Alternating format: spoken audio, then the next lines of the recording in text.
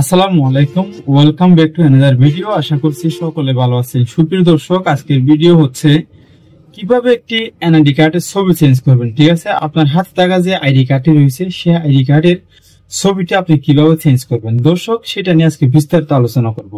যেমন বাংলাদেশে এখনো এরকম হয় নাই যে ছবি আপনার মোবাইলে তুলে অথবা আপনার ডিএসএলআর ক্যামেরা দিয়ে তুলে অথবা আপনি স্টুডিওতে গিয়ে ছবি তুলে সেটা সেখানে লাগিয়ে দিবেন, সেরকম ব্যবস্থা এখনো হয়নি।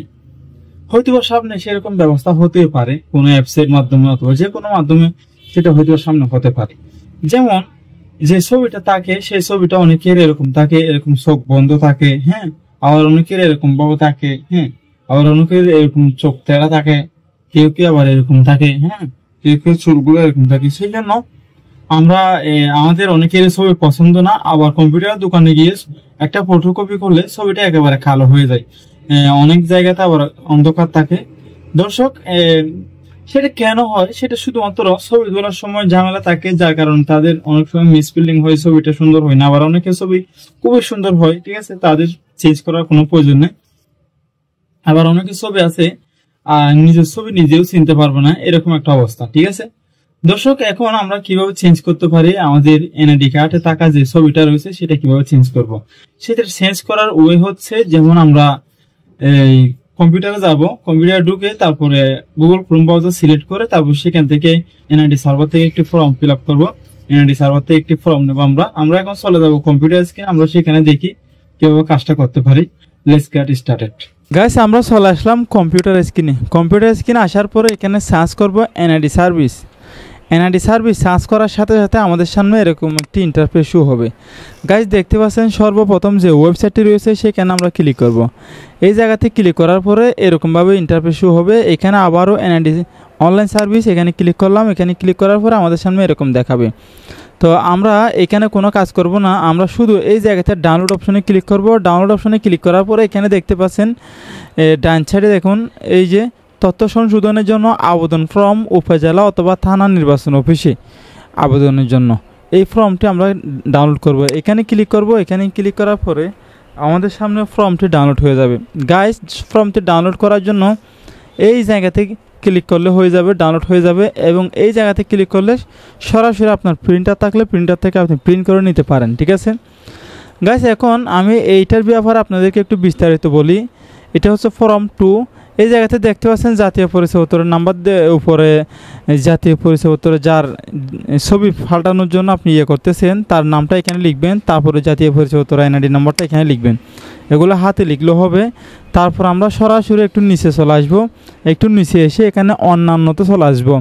অন্যান্যতে যে গড়টি রয়েছে এই যে বর্তমান জাতীয় পরিচয়পত্র বা সংরক্ষিত তথ্য উপাত্তে বিদ্যমান তথ্য, দেখুন আমি এখানে শুধুমাত্র দেব এই ছবি। আমি পরিবর্তন করতে চাচ্ছি ছবি। এখানে ছবি দেওয়ার পরে তারপরে দ্বিতীয় করে চাহিদা সংশোধিত তথ্যর মধ্যে আমরা দেব এই জায়গাতে শুধুমাত্র ছবি পরিবর্তন। হ্যাঁ, আমাদের চাহিদা হচ্ছে ছবি পরিবর্তন। প্রথম ঘরে ছবি একেবারে নিচে অন্যান্যতে আসার পরে তারপরে দ্বিতীয় ঘরে দেবো আমরা ছবি পরিবর্তন। হ্যাঁ, এটা দেওয়ার পরে 3 নম্বরে দেখছেন সংযুক্ত দলিলাদি মন্তব্য। এই জায়গাতে আমরা নিচে এসে দেব এখানে শুধুমাত্র জাতীয় পরিচয়পত্র ফটোকপি এইখানে লিখে দিব। ঠিক আছে, জাতীয় পরিচয়পত্র ফটোকপি। হ্যাঁ, সংযুক্তিতে আমরা জাতীয় পরিচয়পত্র ফটোকপিটা দিব। তারপর এইভাবে আমরা এটা লেখার পরে একটু নিচের দিকে আসবো। নিচে এসে এখানে দেখুন আবেদনকারীর স্বাক্ষর ও টিপ। ঠিক আছে, এইখানে এসে আমরা আবেদনকারীর স্বাক্ষর অথবা টিপ দিয়ে নাম, ঠিকানা, মোবাইল নম্বর, ইমেল যদি তাকে দিব, উপর একটা দস্তক দেব। দেওয়ার পরে আমরা এনআইডি কার্ডের যে ফটোকপি আছে সেটা সহ এই কপিটা সহ নিকটস্থ নির্বাচন অফিসে গিয়ে আমরা এটা জমা দিয়ে আসবো। জমা দেওয়ার পরে আমাদের একটা সময় দিবে ছবি তোলার জন্য। সময় দেওয়ার পরে সেই সময়ের মধ্যে আমরা গিয়ে ছবিটা তুলব। ছবি তোলার পরে এখন আমাদের একটু কাজ আরও বেশি আছে। যেমন ছবিটা তোলা হয়ে গেলে জেলা যে নির্বাচন অফিসটা থাকে সেখানেও যেতে হবে। হ্যাঁ, জেলা পর্যায়ে যে নির্বাচন অফিস থাকে আমাদের সেখানেও যেতে হবে।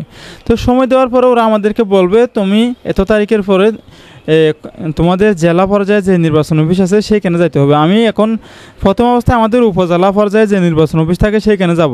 সেখান থেকে ছবি তোলার পরে আমাদেরকে যাইতে হবে কোথায়, জেলা পর্যায়ে যে নির্বাচন অফিস আছে সেখানে যাইতে হবে। সেখানে গিয়ে আমাদেরকে অনুমোদন দেবে, অনুমোদন দেওয়ার পর সেটা সাবমিট করবে, সাবমিট করে ওকে দিবে। ওকে দিলে আপনি সপ্তাহখানিকের মধ্যে সেটা আপনার ইয়েতে পেয়ে যাবেন, অনলাইনে থেকে ডাউনলোড করে পেয়ে যাবেন। ঠিক আছে, এই হচ্ছে মেন কথা। তো গাইস, যদি আমি মনে করি বাংলাদেশ সরকার যদি এটাকে আরও আপডেট করে, যেমন আপনি নিজের ছবি নিজে দিতে পারেন, সেরকম যদি কোনো ব্যবস্থা থাকতো তাহলে আমার মনে হয় আরও সুবিধা হতো। দর্শক, পরিশেষে আমাদের এই ছোট্ট চ্যানেলটি সাবস্ক্রাইব করবেন, পাশে থাকা বেল আইকনটি ক্লিক করে আমাদের চ্যানেলের সাথে থাকবেন। আসসালামু আলাইকুম ওয়া রাহমাতুল্লাহি ওয়া বারাকাতুহু।